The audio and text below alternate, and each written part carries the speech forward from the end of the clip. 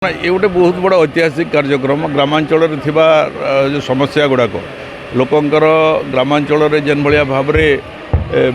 बहुत दिन रू से माने विभिन्न समस्या पड़े रास्ता घाटर कथा हो ड्रेनेजर कथा हो सांस्कृतिक विषय कौन प्रकार तक गाँ अंचल देवादेवींकर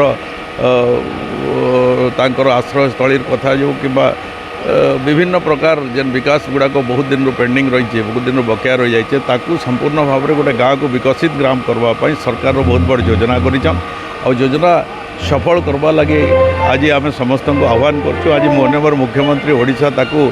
आज लोकार्पण कर कार्यक्रम को आज ठारू आरंभ हो गला 5 वर्ष 5,000 कोटी टंकार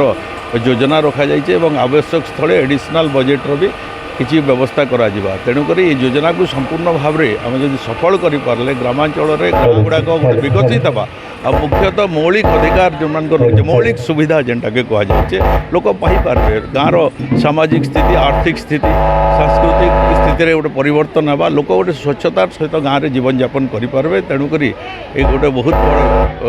अभिनव ढंग से सरकारी कार्यक्रम को लागू कर आशा करुँ आज जेन भाया भाव में साधारण